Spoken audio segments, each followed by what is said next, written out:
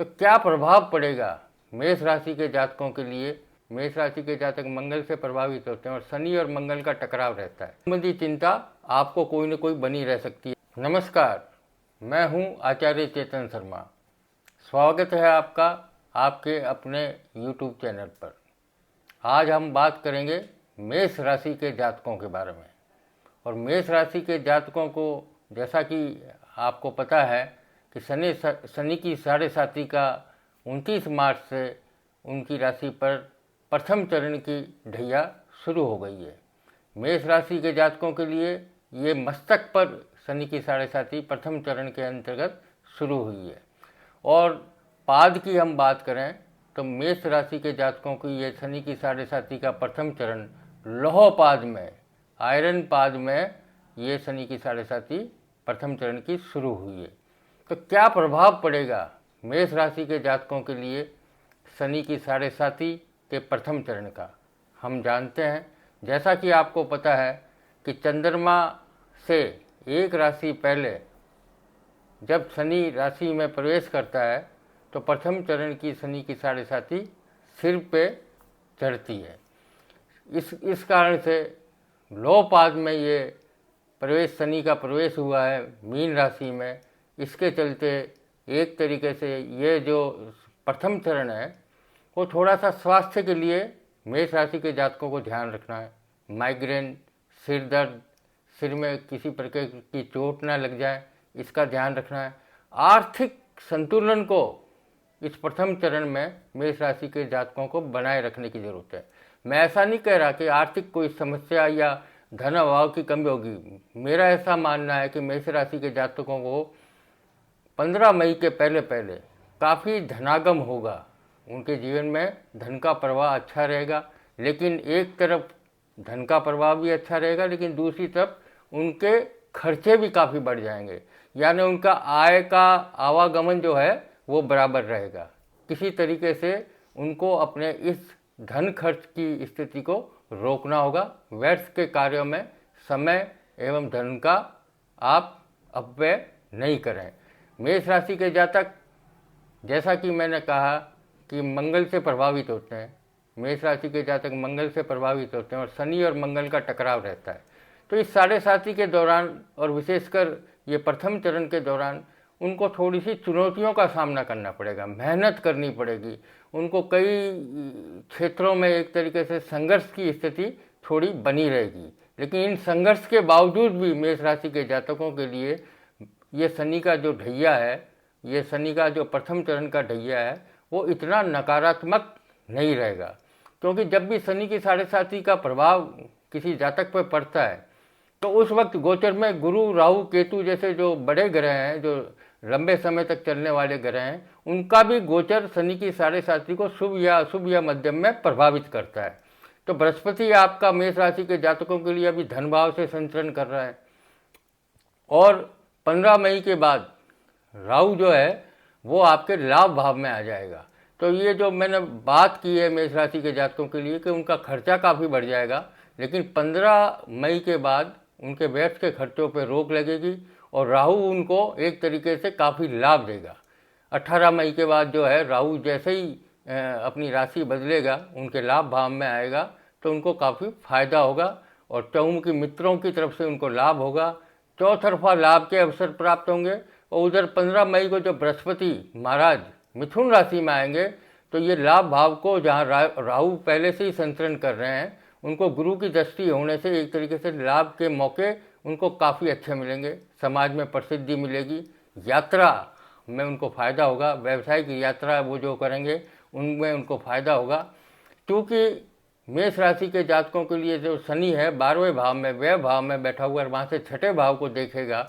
छठे भाव में एक तरीके से स्थिति ये बनी हुई कि उनको थोड़ा सा विरोधियों से, अपने अपोजिशन से थोड़ा सा चुनौतियों का सामना करना पड़ेगा। लेकिन मेरा मानना है कि विरोधी पक्ष निस्तेज रहेंगे और आप किसी न किसी वजह से अगर कोर्ट कचहरी मुकदमे इत्यादि में अगर आप घिरे हुए हैं तो 15 मई के पूर्व आपके पक्ष में भी फैसला आ सकता है। लेकिन आपको स्वास्थ्य का ध्यान रखना है। मतलब मेष राशि के जातकों के लिए प्रथम ढैया जो है वो स्वास्थ्य के लिए थोड़ी सी चिंता का विषय है। खासकर गर्भवती महिलाएं, महिला जातक जो है गर्भवती महिलाएं, उनको अपने इस प्रेगनेंसी के पीरियड में काफ़ी सावधानी रखने की आवश्यकता है।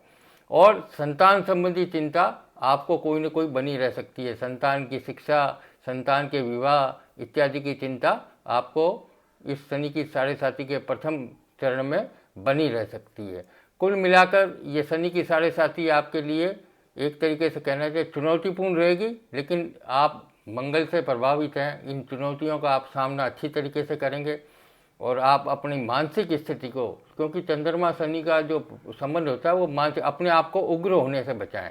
वैसे भी आप मंगल से प्रभावित है, स्वभाव से आप में थोड़ी सी हठधर्मिता रहती है, थोड़े उग्र स्वभाव के भी होते हैं, तो इस शनि की साढ़े साथी के दौरान आपको उग्र होने से बचना चाहिए।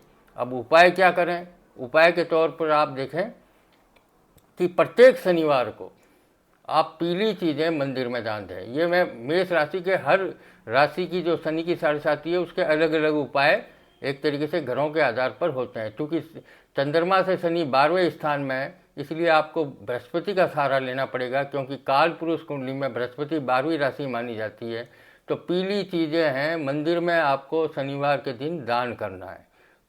पीले वस्त्र, पीली चने की दाल, हल्दी, केसर, ये आप शनिवार के दिन मंदिर में दान करेंगे तो आपका मानसिक शांति रहेगी, आपका मानसिक संतुलन बना रहेगा और एक तरीके से आपको जो आपका उग्र नेचर है उसमें भी आपको फ़ायदा रहेगा और आपके व्यर्थ के खर्चे भी बचेंगे। इसके अलावा मेष राशि के जातकों को केतु का उपाय करना है, यानी गणेश उपासना करनी है। सुबह उठकर 21 बार ओम गम गणपते नमः, ओम गम गणपते नमः, यानी गणेश को एक तरीके से आपको इस शनि की साढ़े साथी के प्रथम चरण के दौरान गणेश की पूजा आपको करनी अत्यंत आवश्यक है। इससे भी आपकी मानसिक स्थिति जो कभी यदा कदा विचलन होगा मानसिक स्थिति में, उसमें आपको ठीक रहेगा, आपके संतान को भी आपका फायदा पहुंचेगा। 15 मई के बाद सबसे बड़ी खुशखबरी मेष राशि के जातकों के लिए, 15 मई के बाद संतान की प्राप्ति, संतान के विवाह, आपकी घर में कोई विवाह कार्य संपन्न हो सकता है। और 15 मई के पश्चात ही जो अविवाहित किशोर किशोरियां हैं उनके लिए खुशी की बात है। मेष राशि के जातकों के लिए मेष राशि की किशोर किशोरियां जो विवाह के योग्य हो चुकी है उनकी विवाह सगाई की बातचीत 15 मई के पश्चात सिरे चढ़ेगी। यानी पार्टनरशिप के काम भी आपके 15 मई के बाद काफ़ी अच्छे होने वाले हैं। कुल मिलाकर शनि की साढ़े साथी प्रथम ढैया इतनी अशुभ नहीं है, चुनौतियाँ रहेगी, संघर्ष रहेगा, लेकिन उन चुनौतियों और संघर्ष को आप पार कर कर सफलता भी पाएंगे, धन पद प्रतिष्ठा भी बढ़ाएंगे। ये बात ज़रूर है कि इस प्रथम ढैया के दौरान मुझे लगता है कि आप अपना आवास का या अपनी व्यापारिक स्थल की जो शहर है वो बदल सकते हैं, व्यवसाय बदल सकते हैं। सरकारी कर्मचारी जो प्राइवेट सेक्टर में काम करते हैं उनको न्यू एनवायरनमेंट, नए वातावरण में जाने का मौका मिलेगा, यानी कि उनका तबादला इत्यादि हो सकता है। यदि आप चाहते हैं कि एक तरीके से नई जगह जाकर, विदेश जाकर या विदेश से संबंधित कोई कार्य शुरू करें तो मेष राशि के जातकों के लिए ये शनि की साढ़े साथी का प्रथम चरण आपको विदेश में कार्य करने की भी इजाज़त देता है। शनि के जो उपाय हैं वो आप करते रहें, जैसे शनिवार के दिन आप तिल, तेल, उड़द, काले कपड़े ये शनि मंदिर में जाके चढ़ाएं। हो सके तो शनि का व्रत, जप, दान करते रहें। एक बीज मंत्र है, ओम प्राम प्रीम प्रोम सब शनिश्चराय नमः, ओम प्राम प्रीम प्रोम स शनिश्चराय नमः, इस मंत्र का जाप करें। और यदि आपको संघर्ष ज़्यादा ही महसूस हो रहा है, यदि आपकी कुंडली में चंद्रमा और शनि अशुभ स्थिति में बैठे हुए हैं आपकी लग्न कुंडली में, तो मैं आपको सलाह देता हूं कि किसी विद्वान ब्राह्मण से आप शनि के 23,000 जाप और दशांश हवन अवश्य करवा लें। इससे आपको शनि की साढ़े साथी के प्रथम चरण से काफ़ी राहत मिलेगी। और आखिर में, यदि आपको ये चैनल आपको पसंद आ रहा है, ये प्रोग्राम पसंद आया है, तो आप चैनल को सब्सक्राइब कीजिए, लाइक कीजिए, शेयर कीजिए और जो स्क्रीन पे आपको जो सोशल मीडिया के हैंडल दिखाई दे रहे हैं उसको भी आप फॉलो कीजिए। धन्यवाद।